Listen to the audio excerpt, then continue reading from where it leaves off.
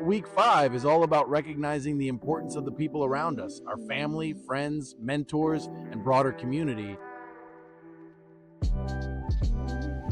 Building relationships isn't passive. It takes active participation and consistent effort. By committing to daily and weekly practices that nurture connection, offer support, and seek mentorship, we can create a life that's both fulfilling and resilient.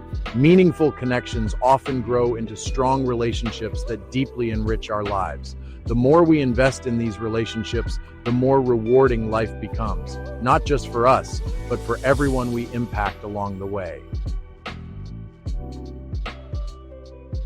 To keep my relationships alive, I started doing something I call my connection checklist. It's a simple way I make sure I'm staying connected with the people who matter. First off, here's an easy one. Reach out to one person every day. That's it. It could be a friend you haven't spoken to in a while, a family member, or even someone you respect in your community. It doesn't have to be a long, deep conversation.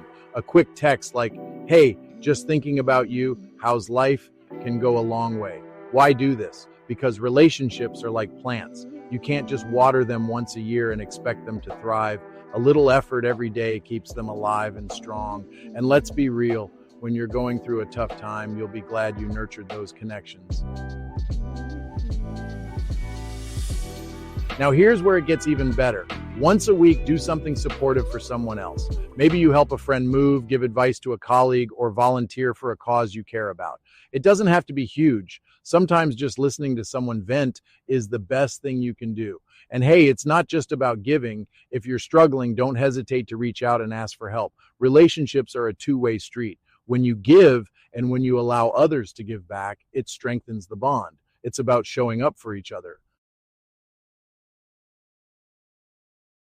Now let's talk about the big one, mentorship. Guys, if you don't already have a mentor, you need one. I can't stress this enough. A mentor is someone who's been through what you're dealing with and can help you navigate it. They've got the cheat codes for life. Here's why everyone needs a mentor. First, they've been there. They've made the mistakes so you don't have to. Second, they give you honest feedback. They'll tell you what you need to hear, not just what you want to hear. Third, they connect you with opportunities. The right mentor can open doors you didn't even know existed. Now, I know finding a mentor can feel intimidating, but it doesn't have to be. Start with someone you admire. Maybe it's your boss, a professor, or even an older friend. When you reach out, don't overcomplicate it. Just say something like, "Hey, I really admire the work you've done in area you admire. I'd love to hear your thoughts on specific challenge. Would you be open to a quick chat?" That's it. Keep it simple. And when they agree to meet, come prepared. Bring a few questions or topics you want to discuss, respect their time, and follow up with a thank you. Relationships are the foundation of everything, whether it's your career, your personal life, or even your mental health.